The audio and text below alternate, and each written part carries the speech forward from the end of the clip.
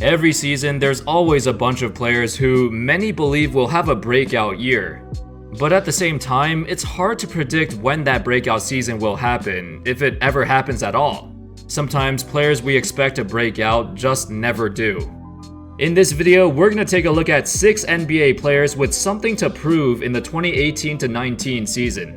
Some of these guys are in danger of falling out of the NBA, while others are kinda on the border of not knowing where their career is going. The upcoming season will be so important for them because depending on how they play, it could change the rest of their career. How's it going, fellas? My name's Andy, and let's get started. Number 6, Miles Turner. So all these players on the list are pretty young. Turner's 22 years old and he's nowhere near his prime. But believe it or not, players usually have their best statistical seasons when they're younger. I found this document a while ago and I believe it was created by someone on Reddit or RealGM or one of those, I don't remember. But I can't find the original post anymore. This document has a lot of stars and the age that they had their best season. On average, it seems like players peak around their first 2 to 5 years or in their early to mid-20s. Turner is entering his 4th NBA season and he hasn't had the significant jump that many thought he would. In the first 2 years of his career, he showed a lot of growth. He developed a better 3-point shot, his post-up game got better, and defensively he's always been good. Because of his amazing skill set that seems perfect for the modern NBA, many people believe he would have a breakout season after Paul George was gone. But that wasn't the case.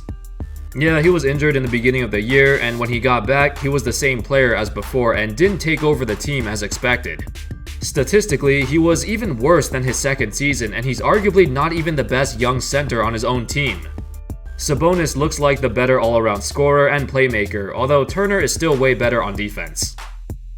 Going into his 4th year, this is going to be his make or break season. If we see another average season with Miles, this is probably the player he's destined to be. A borderline 3rd option on a playoff team. I wouldn't be surprised if he has a breakout year and all of a sudden averages 18 and 12 or something like that, but I also wouldn't be surprised if he has another year just like this one. He's also going to be a restricted free agent by the end of 2019 as well, so there will be a lot of money at stake. Turner is one of those players who's on the border of being either a fringe all-star or just remaining as a really good role player. Number 5, Isaiah Thomas. Isaiah already had his breakout year, but the upcoming season will be all about if he can actually stay in the NBA. He's the only guy on this list who's getting kinda old. The clock is ticking, and it's sad that he's most likely never gonna get that massive contract he's looking for. After signing a 1-year deal with the Denver Nuggets, this is the year he has to prove he still has it. Because if he doesn't, then he could be out of the league, which is crazy. Isaiah is going to be coming off the bench, but he might not even be their best bench player. Will Barton has been a perennial 6th Man of the Year candidate for the past 3 seasons, and he's a good player. Plus, you add on Michael Porter Jr., who, despite the back issues, he still has crazy potential. Trey Lyles just had a breakout season, and he'll continue to improve too. So, while this may seem like a good opportunity for Isaiah to help out a young team, I can't see him just blowing up and averaging 20 points per game again. If he just has a subpar season, would any team even give him a contract next year? To get a 5'9", 30-year-old point guard who can't play defense? I don't know. Number 4, Jabari Parker. Parker is also in a unique situation. He recently signed a 2-year, $40 million deal with Chicago, with a team option on the 2nd year. It's a great deal for the Bulls because if Parker doesn't show much in the first year, they can just let him go. So the 2018-19 season is going to be very, very important for his career. Not only is he playing for his hometown, but this is his chance to silence his doubters and prove he can still play after 2 torn ACLs. We all know he can score 20 points a game, but can he do that without giving up 25 at the other end? Can he develop into a better all-around player, a better defender, and create plays for his team? Apparently the Bucks did not think so, which is why they gave up on him. If he doesn't show any signs of improvement in Chicago, that might be the end of the road. Number 3, Emmanuel Mudiay. I'm sure many people forgot Mudiay even existed. At one point, he was arguably the best high school player in the country, but his NBA career has fallen flat. The first 2 seasons in Denver saw Mudiay break his way to having the worst shooting efficiency of anybody who attempted over 10 shots a game. He also watched the Nuggets draft a guy who would eventually replace him, cause after just 2 seasons, they already gave up on him.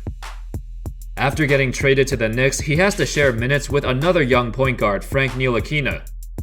He had a good couple of games near the end of the season, but overall, he's still wildly inconsistent. This coming season is going to be huge. It's a contract year, he's going to be a restricted free agent. If he doesn't show up with a better 3-point shot or play with more effort, he could become a permanent journeyman, or out of the NBA in a couple years. Number 2, Justise Winslow. Now, Winslow is an interesting player. He was the 10th pick of the 2015 draft, which was mainly because he played really well in the NCAA tournament. Honestly, I don't think he should have went that high, but whatever. Anyway, Winslow had a very promising rookie season. He got a lot of praise from his teammates and from players around the league. It looked like he would follow the same path as guys like Paul George or Kawhi Leonard, players who came into the NBA as defensive studs, but then expanded their offensive game successfully. It looked like Winslow had all the tools to do so. He's really strong, really athletic, his court vision and passing is underrated, and his 3-point shot got better. But his development kinda stalled after he suffered a major shoulder injury in his second year.